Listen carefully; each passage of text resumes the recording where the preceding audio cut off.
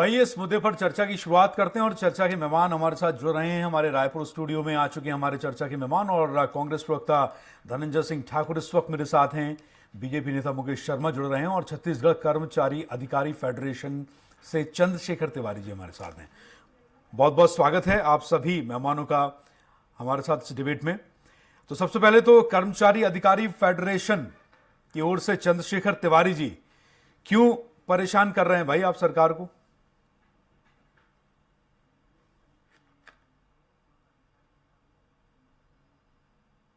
ठीक है, आपसे संपर्क करने की कोशिश करेंगे हम। कांग्रेस प्रवक्ता भी हमारे साथ हैं और बीजेपी की ओर से भी बीजेपी नेता मुकेश जी हमारे साथ बने हुए हैं, मुकेश शर्मा।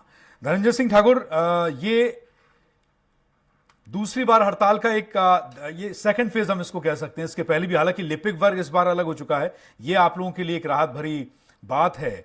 लेकिन धनंजय जी, क्यों आप अपने कर्मचारियों को मैनेज नहीं कर पा रहे हैं, संतुष्ट नहीं कर पा रहे हैं? सरकार के कार्यकाल में अगर सरकारी कर्मचारी ही विद्रोह करे तो इसका मैसेज क्या जाता है, ये हम सब जानते हैं। देखिए, मुझे ऐसा लगता है कि छत्तीसगढ़ की सरकार जो है देश की पहली सरकार है, अपने कर्मचारियों के हित को लेकर हमेशा से सजग रही है और अच्छे फैसले की है जी। अब देखेंगे सप्ताह में जहां 5 दिन की ही ड्यूटी देने की काम शुरुआत हुई तो छत्तीसगढ़ में हुई है। कोई तो पेंशन स्कीम वहां पे लागू किया गया ताकि जब कर्मचारी रिटायर होता है तो उसके रिटायरमेंट के बाद उनको आर्थिक चिंता ना हो, तो छत्तीसगढ़ सरकार ने किया है। और पूर्ववर्ती सरकार ने जो अनुकंपा नीति में 10% सीलिंग लगा के रखा हुआ था कि अगर किसी भाग में भर्ती होगी उसमें भी 10% ही भर्ती दिया जाएगा, उस सीलिंग को भी हटाने का काम छत्तीसगढ़ मुख्यमंत्री माननीय श्री भूपेश बघेल जी की सरकार ने किया है। मैं शिक्षा कर्मियों के संविलियन के लिए जो तय सीमा की बात करता हूँ उसमें कमी करने का हमारी सरकार ने किया है।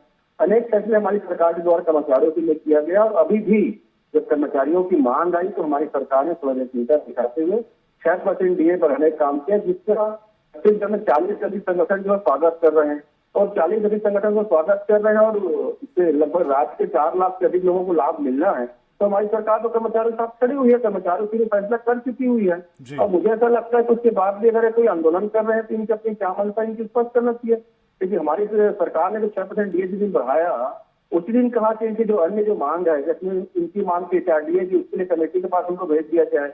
वहां से आता है कि HRDA किस प्रकार से बढ़ाया जाए, संशोधन किया जाए। इनकी एरिया की जो मांग थी, जो कुछ संगति की बात थी, उसके लिए भी कहा गया कि उसमें सचिव से बात करके उसको क्लियर कर दिया जाएगा।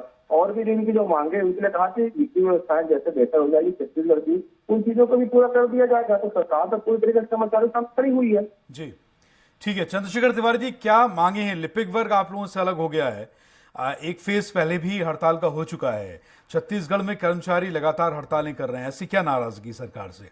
और धनंजय जी खुद बैठे हुए हैं और वो कह रहे हैं कि हम तो अपने कर्मचारियों को बहुत संतुष्ट रखते हैं, सबसे अच्छा काम कर रहे हैं।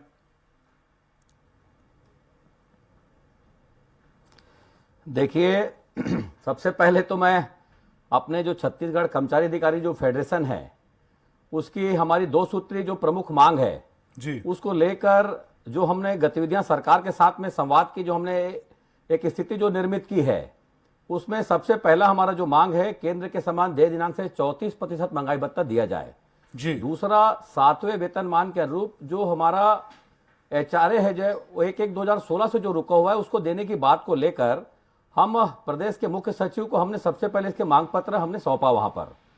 दूसरी बात, उस मांग पत्र में हमने ये भी कहा कि अगर हमारी मांगे नहीं मानी जाएगी तो छत्तीसगढ़ कर्मचारी अधिकारी फेडरेशन जो 96 संगठनों का जो एक समूह है वो पूरे प्रदेश के कॉमन एजेंडे को लेकर आगे आने वाले समय में आंदोलन के लिए पर जाने के लिए बाध्य होंगे जी।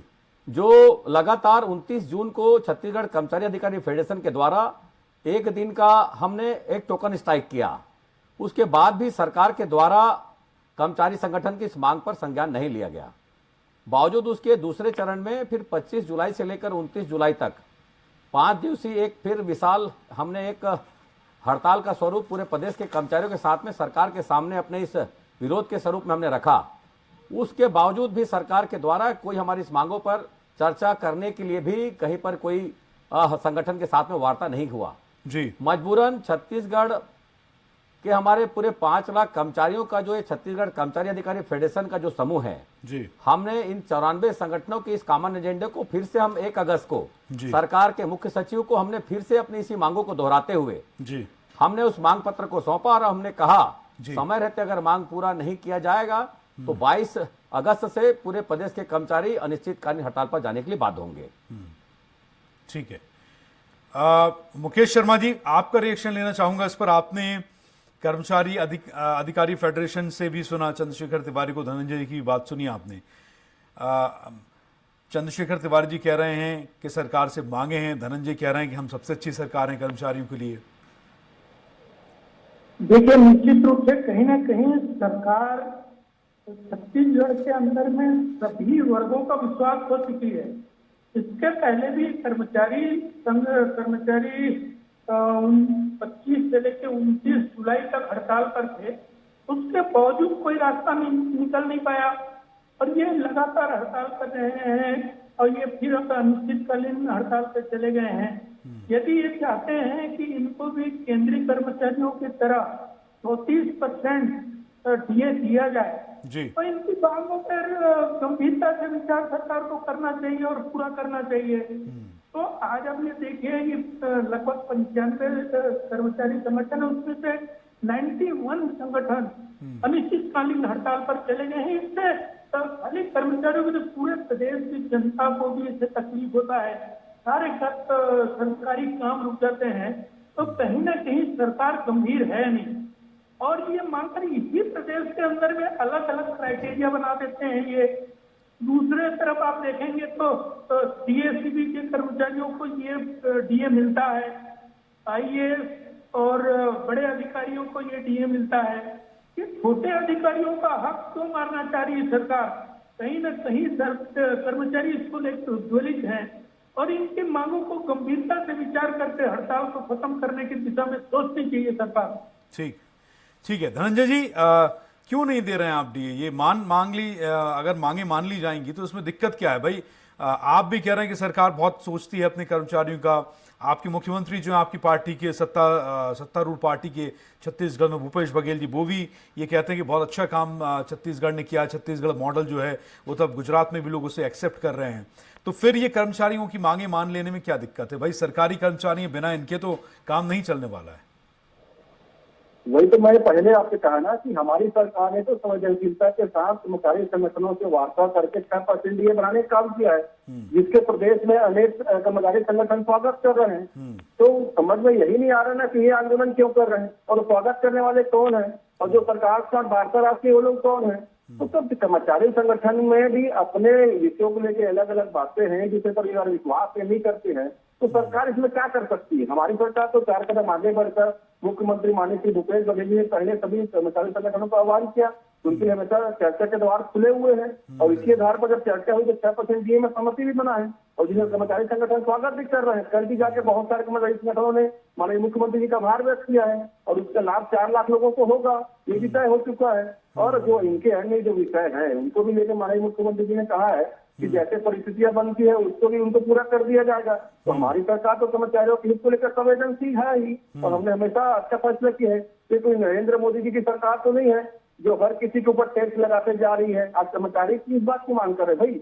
महंगाई से सीढ़ी से महंगाई भत्ता की मांग कर रहे हैं और देश में महंगाई थोपने वाले श्री नरेंद्र मोदी जी की सरकार है। हमारी सरकार ने तो गोल्ड पेंशन स्कीम लागू की है ना कर्मचारियों को बेहतरी के लिए। अटल बिहारी वाजपेयी जी की सरकार थी, वो देश कर्मचारियों के पेंशन स्कीम को खत्म कर दिया था। तो हमारी सरकार तो कर्मचारी साथ खड़ी हुई है और हम तो बार बार आह्वान कर रहे हैं और मुख्यमंत्री सदा इन चीजों को कहे कि कर्मचारियों के हित के साथ खड़े हुए हैं। ठीक है। फिर क्या दिक्कत है चंद्रशेखर तिवारी जी? आपने सुना धनंजय सिंह ठाकुर हैं, सरकार के प्रवक्ता हैं। जब इतना सपोर्ट है तो फिर आप लोगों को दिक्कत क्या है? देखिए, मैंने अपने पहले ही क्रम में मैंने बताया कि छत्तीसगढ़ कर्मचारी अधिकारी फेडरेशन, मेरी बात को थोड़ा ध्यान से सुनेंगे धनंजय भाई, आपसे अपील है कि आप सरकार तक, माननीय मुख्यमंत्री जी तक हमारी बात को पहुंचाए फेडरेशन की। कहीं ना कहीं ये जो बातें आ रही है तो उसमें मैं सबसे पहले स्पष्ट कर देना चाहता हूं कि आज प्रदेश का जो एक बड़ा तबका, जो छत्तीसगढ़ कर्मचारी अधिकारी फेडरेशन 96 संगठनों, जैसे मैंने आपको बताया, अपने इस कॉमन एजेंडे को लेकर सरकार के सामने ये आंदोलन को कर रहा है। जैसे आपने कहा अभी कि कुछ संगठन के लोगों ने आभार जताया, तो वो ऐसे संगठन के लोगों ने वहां पर जाकर आभार जताने का काम किया है जो हड़ताल कर ही नहीं रहे हैं। और हमारे संगठन छत्तीसगढ़ कर्मचारी अधिकारी फेडरेशन के द्वारा सरकार को जो हमने मांग पत्र जो सौंपा है, आप मुख्य सचिव से कहीं ना कहीं जो हमने मांग पत्र जो सौंपा है, मेरे को लगता है कि शासन के मुखिया होने के नाते माननीय मुख्यमंत्री जी को उन्होंने ये जो हमारी संवाद भी हुई है उसका शायद उन्होंने डिटेल माननीय मुख्यमंत्री जी से उनको अवगत नहीं कराया होगा। हमारी मांग है, मैं फिर से आपके चैनल के माध्यम से माननीय मुख्यमंत्री जी से अपील करता हूं मैं कि हमारे छत्तीसगढ़ कर्मचारी अधिकारी फेडरेशन की जो आज वर्तमान में जो स्थिति है, 6% की घोषणा तो हुई है जरूर, लेकिन उसको जो दे दिनांक से जो दिया जो जाना चाहिए उसकी घोषणा नहीं की गई है। वो भी 1 अगस्त से घोषणा की गई है। यहां पर सबसे विसंगति इस बात की है कि कर्मचारियों का दे दिनांक से महंगाई भत्ता नहीं देने के कारण से आज पूरे प्रदेश के कर्मचारियों का लगभग 5,500 करोड़ रुपया हम 2019 से हम देखें तो सरकार के खजाने में कर्मचारियों के हिस्से का पैसा वो जमा है सरकार के पास में। वर्तमान में हमारा कहना यही है कि सरकार जो लागू करे उसको दे दिनांक से लागू करे, और दे दिनांक से जब वो लागू होगा हम सरकार के साथ में हैं। ये जो एक संवादहीनता की जो स्थिति हो रही है, हमने ये भी सुझाव दिया था सचिवों की समिति को, मंत्रालय में जो चर्चा हुआ था कि अगर सरकार के पास में आर्थिक स्थिति अगर ठीक नहीं है तो कर्मचारियों को दे दिनांक से देते हुए हमारे जो एरियर्स की राशि का जो भुगतान होगा उसको नगद न देकर हमारे जीपीएफ के खाते में उसको जमा किया जाए, और सरकार चाहे तो उसको कुछ वर्षों के लिए उसको फ्रीज कर दे ताकि वो सरकार पर उसका बोझ नहीं पड़ेगा। इस प्रकार से हम संवाद करके एक संवाद के माध्यम से इस हड़ताल पर जाने का कोई हमारे कर्मचारी संगठनों को कोई एक उसका उद्देश्य नहीं है, लेकिन मजबूरी 2019 से हमारा जो एक महंगाई भत्ते के रूप में हमारा वेतन का हिस्सा जो रुका हुआ है उस बात को लेकर आज कर्मचारी संगठन मजबूरन आंदोलन करने के लिए सड़क पर उतरने के लिए बाध्य हुए हैं। और आज पूरे प्रदेश के अंदर में मैं आपको भी बताना चाहूंगी चैनल के माध्यम से, पूरे प्रदेश के हमारे न्यायिक सेवा के कर्मचारी आप देखेंगे जिला न्यायालय आज सारे प्रदेश के 23 जिलों में वो हमारे जिला न्यायालय बंद हैं, वहां के भी कर्मचारी फेडरेशन के साथ में शामिल होकर पूरे हड़ताल में शामिल हैं। राजस्व न्यायालय जिसमें तहसीलदार और नायब तहसीलदार भी हमारे इस हड़ताल में, ताकि उनको भी इसका लाभ मिले, वो भी समझ रहे हैं कि हमारे कहीं ना कहीं हक कर और व्यक्तिगत एक एक कर्मचारियों का लाखों रुपए का नुकसान हो रहा है। तो इस बात को लेकर आज आंदोलन कर रहे हैं। मैं पुनः हमारे कांग्रेस के प्रवक्ता भाई धनंजय जी से मैं अपील करूंगा, मेरी बातों को आप समझें और समझकर उसको कहीं ना कहीं माननीय मुख्यमंत्री जी तक आप ले जाएं, और उनसे ये अपील जो फेडरेशन की जो हम कर रहे हैं कि इसकी घोषणा दे दिनांक से सरकार को करनी चाहिए। जो सरकार ने आदेश को अभी जो किया है, जो आप 6% की बात कर रहे हैं, उसमें इसी बात की सबसे बड़ी प्रमुख विसंगति है, और पिछले हमारे एरियाज के बारे में उसके उनमें कोई संज्ञान उस आदेश में नहीं लिया गया है। ठीक है जी, धनंजय जी बताइए, आपने सारी बात ध्यान से सुनी और कोट भी किया था पहले ही, चंद्रशेखर तिवारी जी ने कहा था कि आप ध्यान से सुनिएगा। जी एरियर्स को लेकर मैंने पहले कहा कि जब 6% डीए बढ़ाने की घोषणा माननीय मुख्यमंत्री जी के द्वारा की गई, उसी दिन कहा गया कि इनके जो एरियर्स के संबंध में सचिव जी से बात करके इस पर निर्णय लिया जाएगा, और जो इनके जो डीए के जो बाकी जो राशि है उसके संदर्भ में जब राजनीति की स्थिति मजबूत हो जाएगी उसके बाद वो भी इनको भुगतान किया जाएगा, उसे भी विचार किया जाएगा।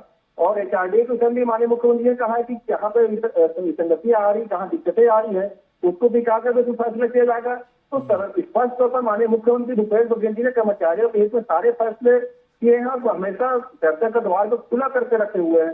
तभी तो मैंने कहा कि 6% डीए इनके बढ़ा दिया गया।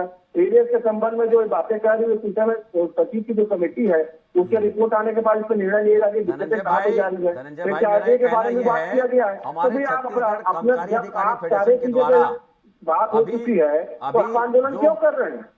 माननीय मुख्यमंत्री जी के निर्देश पर सचिवों की समिति ने जो हमसे चर्चा किया, फेडरेशन के प्रतिनिधिमंडल से हमने जो प्रस्ताव दिया, आप उस पर संज्ञान लेवें कि आखिर जो सचिवों की समिति ने जो प्रस्ताव हमसे चर्चा करने के बाद में हमने जो दिया प्रस्ताव दिए ना, माननीय मुख्यमंत्री जी को अवगत कराया। आपके प्रस्ताव पे कमेटी में विचार होगा, यही तो कहा जा रहा है ना। लेकिन आप तो आंदोलन पे ही चले जाए ना। और उसमें आपके 40 संगठन ऐसे हैं प्रदेश के जो 6% डीए बढ़ाने का स्वागत कर रहे हैं।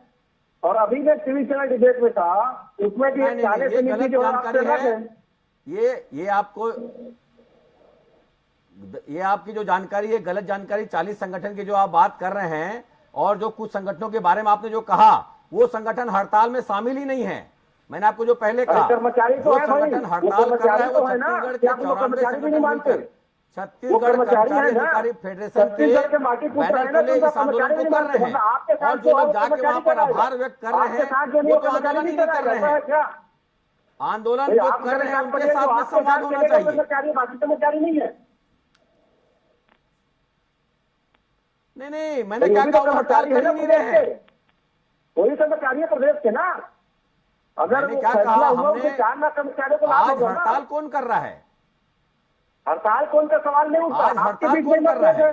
भाई जो आप संवाद कर्मचारी किससे कर रहे हैं? आभार स्वागत कौन करे, व्यक्त क्या कर उसको रहा आप है? कर्मचारी नहीं मानते क्या? क्या आपके साथ जो खड़ा होगा वही कर्मचारी मैंने कराएगा? क्या ऐसा कहा? कुछ है क्या? मैंने तो कर्मचारी नहीं है मैंने नहीं कहा, मैंने कहा कि वो हड़ताल में शामिल नहीं है। नहीं, आप जो बात कर रहे हैं वो कौन होते हैं? मतलब क्या है भाई, प्रदेश में 5 लाख कर्मचारी हैं और आप खुद बता रहे हैं कि 91 संगठन है आपके हिसाब से, ना, और मेरे ना। जानकारी में 128 संगठन है। मतलब जो कर्मचारी बिल्कुल, आपके मैंने साथ क्या खड़ा कहा, हुआ वो उसको हड़ताल चलिए ठीक है, आप सभी हमारे साथ बने रहिए, आगे आपके पास लौटेंगे। इस वक्त एक बड़ी खबर आ रही है